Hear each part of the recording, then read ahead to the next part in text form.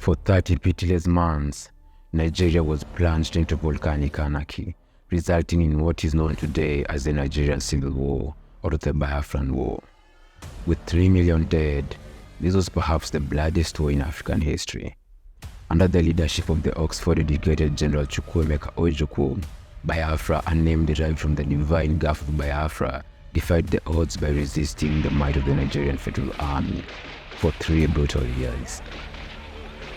On the other side of the equation was a 30-year-old Colonel Yakubu Gowon, the head of the Nigerian military government during the pogroms.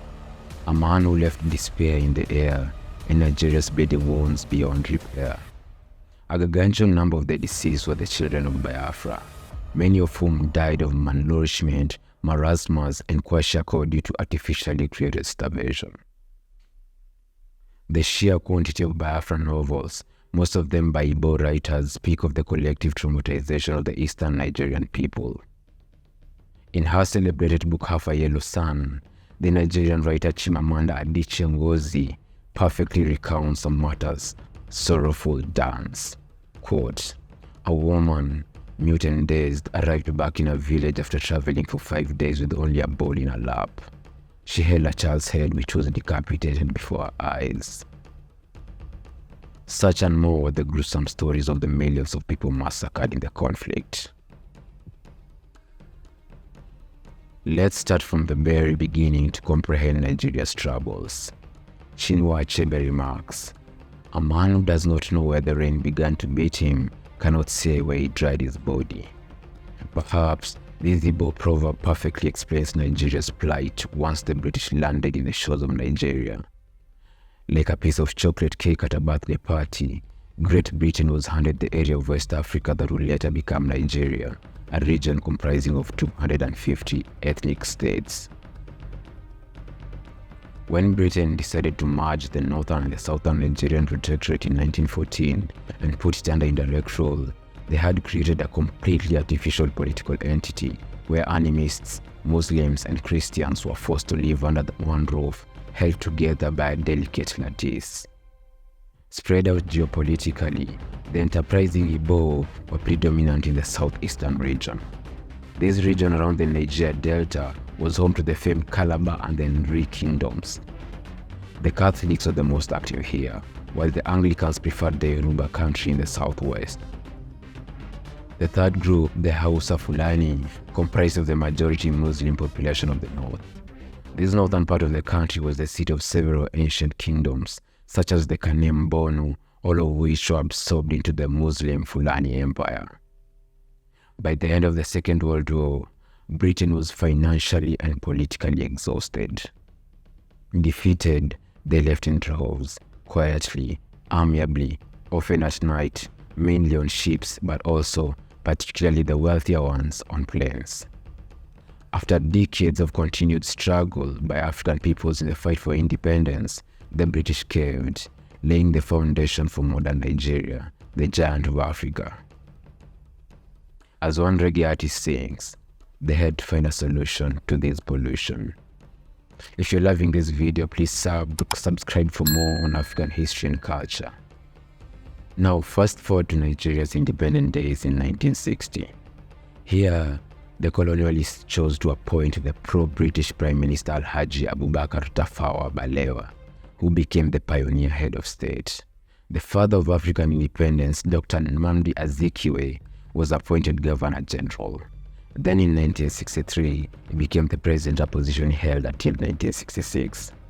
Despite shaking off the shackles of colonization, post-independent Nigeria's political crisis began brewing due to an uncontrolled and unquenchable thirst for primitive accumulation of power and resources. Public servants helped themselves freely to the nation's wealth. Elections were blatantly rigged, largely benefiting the oligarchies in the north and their colonial sponsors who were oceans away in Britain. In the first elections in Nigeria's history, 3 major political parties contested for power. A ruling coalition was formed between the Northern People's Congress (NPC), which was founded by Tafawa Balewa, and the National Council of Nigerians and the Cameroons (NCNC), under Dr. Nnamdi Azikiwe. A third-party action group, or AG, completed the triangle, acting as the opposition. AG was dominated by the Yorubas. However, Chief Obafemi Awolowo, the leader of the AG party, and Chief Akintola, the deputy, struggled to keep the soul of the AG party. As well, Awolowo and his loyalists were not in good books with the federal government. In 1962, they were convicted of treason and sent to prison. To add gasoline to the fire, all these parties were fashioned along ethnic lines, something that has historically proved to be the nursery for conflict in many African nations. The outcome of the 1964 elections was largely contested and marred with violence. Tafawa Balewa was reappointed the Prime Minister. However, a lack of political equilibrium in this weak coalition prepared the ground for a political gloom in the country. Many Nigerians were unhappy with the corrupt political elites who were sharing the national cake among themselves in cooperation with the British imperialist companies. The dancing of the country on the brink no doubt paved the way for unprecedented military intervention. This brings us to the 1966 coup d'etat and the beginning of the Civil War. You see, the higher ranks of the Nigerian army after independence were dominated by the more educated Igbos, while the Hausa Fulani occupied the junior positions. This did not sit well with the Hausa Fulani militants. At the core was the plot to release Chief Obafemi Awolowo from prison and instill him as president. I'm sure you remember Chief Awolowo was imprisoned by the federal government for instigating the 1962 coup.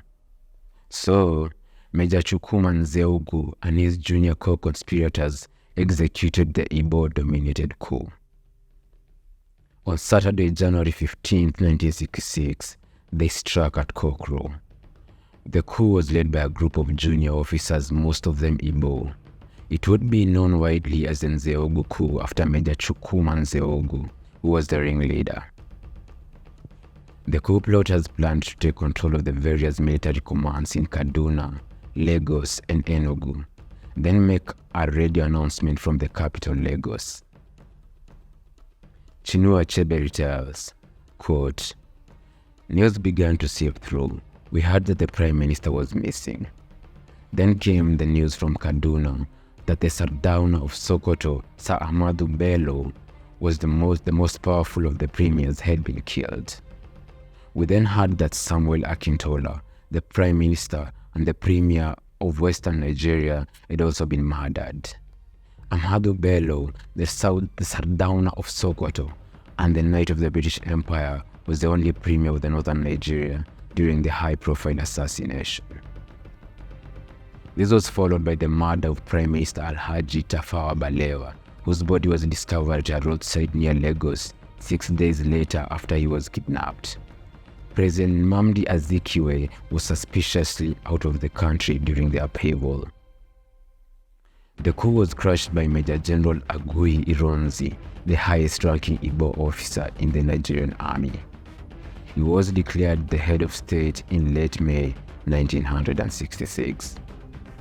As you might imagine, the Igbo-dominated coup did not sit well with the Hausa Fulanis of the north. In response to the coup attempt, a ghastly wave of brutality unfolded upon the Igbos living in the Hausa-dominated north. Armed with menacing machetes, knives, and other instruments of war, the Northerners turned on Igbo civilians living in the north.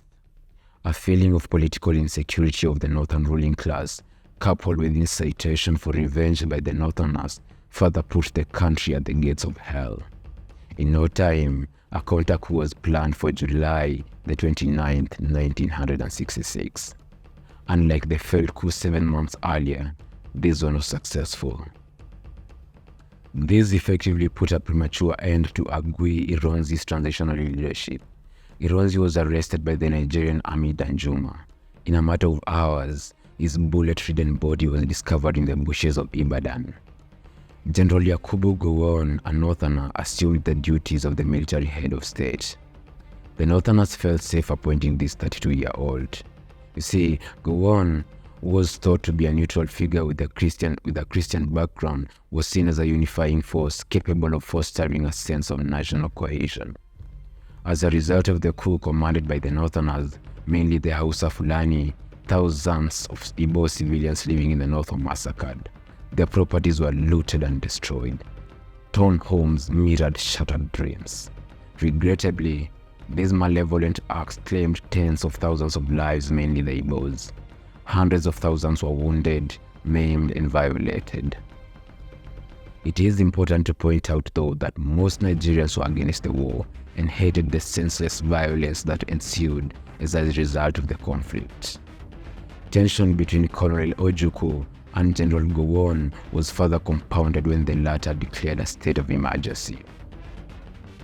Gowon then followed this with the ill-advised division of Nigeria into 12 states. Citing the organized genocide and the direct incrimination by the Nigerian government in the murders, Colonel Ojukwu urged all Igbos to return to their ancestral lands in the east. Straight away, he proclaimed the independence of the Republic of Biafra on May 27, 1967. In reply, General Gowon declared a war on Biafra. Now Gowon and Ojukwu were toying with the country on the rim of the Civil War. The war's solid stare, Nigeria's souls laid bare. In his independence speech, the self-assured Ojukwu was surprisingly optimistic, despite the limited resources at his disposal. At the start, the Biafran Army only had 2,000 soldiers. In contrast, the Nigerian Army was well equipped and had funding from Britain and a cousin, the United States. Gowon's move to capture the Biafran border towns of Ogoja and Nsukka proved to be a declaration of war. Nigerian troops attempted to cross the Niger Bridge into Biafra, but their advance was crushed at first. In a surprise maneuver, the Biafrans quickly took over the Midwestern region, intending to advance to Lagos. The locally made makeshift bombs called Ogbunigwe struck terror in the hearts of the Nigerian soldiers, and this was just the beginning. Watch out for part 2 as we explore how the Civil War quickly spread like wildfire, a tragic affair that left Nigerians in despair for generations. Until next time guys, kwaheri.